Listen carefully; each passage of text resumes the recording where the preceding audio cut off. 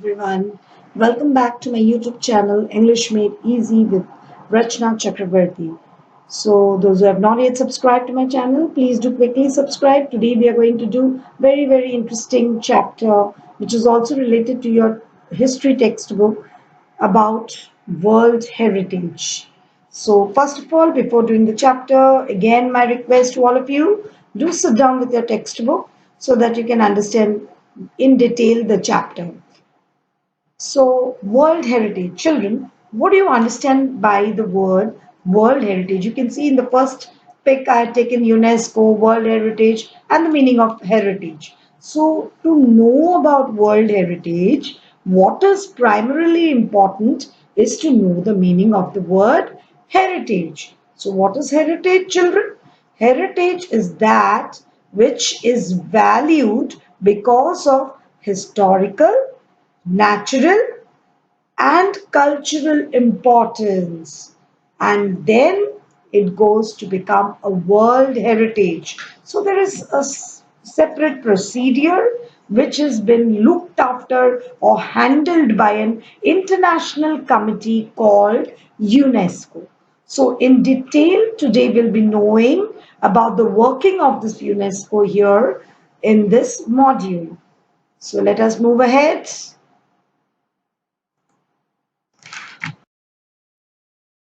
We all know that a World Heritage Site is determined by the United Nations Educational, Scientific and Cultural Organization, that is UNESCO, to have significant cultural or natural importance to the humanity. As such, the sites are protected and maintained by the International World Heritage Program, which is administered by UNESCO World Heritage Committee. Because of this,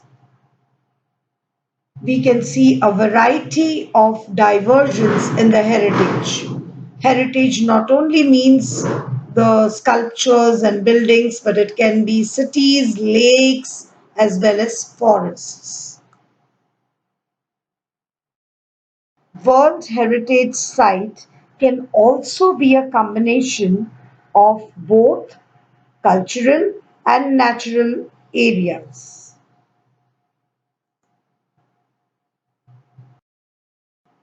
For example, children, Mount Haoshang in China is a site with significance to human culture because it played a role in historical Chinese art and literature. The mountain is also significant because of its physical landscape and characteristics. So you can just see the beautiful description of art here. Children, please do sit down with your textbook because without the textbook, it will be difficult for you to understand. Coming to the first very important stage of UNESCO, that is the history of World Heritage Sites. Although the idea of protecting the cultural and natural heritage sites around the world began very early in the 20th century, but its process actually came into being when in the year 1954 Egypt started the plans to build the Aswan High Dam to collect and control water from Nile River. So it was at that time the plan started. The initial plan for the dam's construction would have flooded the valley containing Abu Simbel's temples and scores of ancient Egyptian artifacts. So they decided that a project should be undergone to protect the temple and the artifacts. UNESCO launched an international campaign in 1959 that called for dismantling. Children, what do you mean by dismantling? Dismantling means pulling down or just scrambling it, making it into pieces of the temples to the higher ground. So the temple, you can see in the pictures how the temple has been dismantled and then shifted to a different place, part by part, by the archaeological department. And this project cost was estimated to be 80 million US dollars, out of which $40 million came from 50 different countries. Because of the project's success, UNESCO became an international council of monuments and sites. So, this was how UNESCO became an international organization responsible for protecting cultural heritage. And then, shortly afterwards, in 1965, White House conference in the United States called for a World Heritage Trust to protect the historic and cultural sites. So finally, the main body of UNESCO was formed, which started with the mission to protect the temples of Egypt. So this Abu Salam's and many more artifacts were protected, and in the long run, UNESCO became an international organization. So General Conference every year is held now on November 16, 1972. It was started. So coming to the next, Heritage Committee. Now about the committee, the working. How does it work?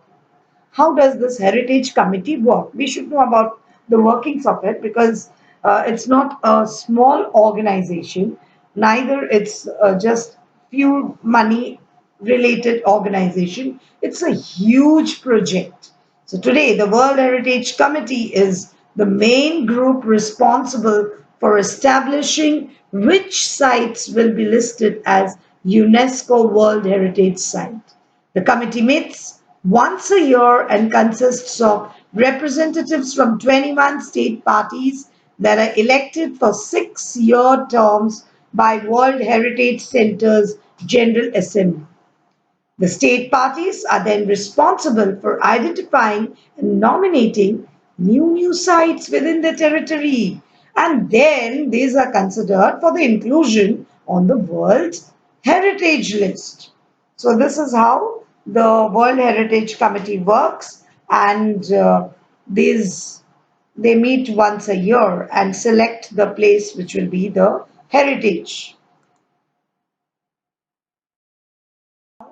How can a place become a world heritage? There is a particular criteria. There are 5 steps in becoming the world heritage. The first of which is for a country or a state party to take an inventory. Inventory means a detailed list of that particular country. They will take it out that, yeah, I want this place to become a World Heritage Center. I want my this state to become World Heritage Center. So this is first taken by the country, and then that is the first step. Then secondly, this is called the tentative list, or just you can say a preliminary list is made. Next, the countries are then able to select the sites from the tentative list to be included in a nomination pile. Then the third step is a review of the nomination file made by 2 advisory bodies consisting of the international council bodies. Now it will be coming from there and they will give their recommendations. Who will make recommendation to the World Heritage Committee? The World Heritage Committee meets just once a year, and there what do? They just review it, that whichever places were been forwarded in the nomination list, they will look into it, into the details, that whether it can be included in the World Heritage list. Once the site goes through the process and is chosen, now what happens is that if that place which was selected or shortlisted becomes is included in the World Heritage list, it remains the property of the country. Of course, the finance and everything income will go to that country, but the but it is also it becomes considered within the international community also. So the international community will also take care of it and look after it as well. Now, now coming to the types of the World Heritage Sites. So in the year 2009, there were like around 890 World Heritage Sites located in 148 countries. So you can see the highest is China, which is having the World Heritage Sites. 689 of these sites are cultural and include places like Sydney Opera House in Australia and Historic Centre of Vienna in Austrian, and 176 are natural and features such as US Yellowstone Grand Canyon National Parks. 25 of the World Heritage Site is considered mixed and natural heritage. So you can see in the map also all natural and cultural. So these are some of the World Heritage Site. World Heritage Committee has divided the world's countries into 5 geographic zones, which include Africa, Arab states, Asia Pacific, including Australia and Oceania, Europe, North America, Latin America, and Caribbean. So these are the 5 divisions which is also there in the types of the World Heritage Site. Finally, to end it, we also get to know about the World Heritage Sites which are in danger. The 53 properties you can see in the map, the red marks, here are the World Heritage Sites which are in danger in India. Right now, there is no danger point in the World Heritage. We are taking care of it. Like many natural, historic, and cultural sites around the world, World Heritage Sites are in danger of being destroyed or lost due to war, poaching. So, because of all this, poaching means illegal hunting. Urbanization, which means including more areas in cities and expanding the city area. Natural disasters like earthquakes, uncontrolled urbanization, heavy tourist traffic, environmental factors like air pollution and acid rain. World heritage sites that are in danger are inscribed on a separate list of World Heritage Sites in danger, which allows the World Heritage to allocate resources from the World Heritage Fund to that site.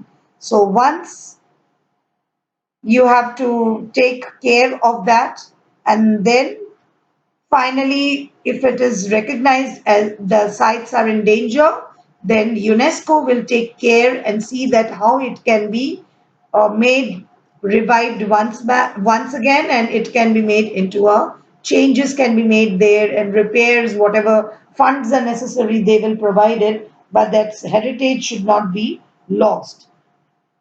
So, if you want to go more details into the heritage or know about the World Heritage Sites, you can go into the center's website at whcunesco.org. So, I hope you have understood the World Heritage. Do read the chapter, children. Without reading, you'll not understand. Of course, I've tried to explain each and every word as well as every point which is there in your chapter.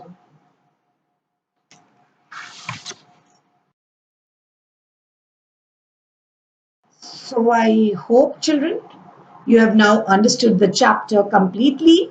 So do comment in the comment section about your understanding and what more would you like to hear from me. Do write it in the comment section. Your comments always keeps on motivating. So all the best.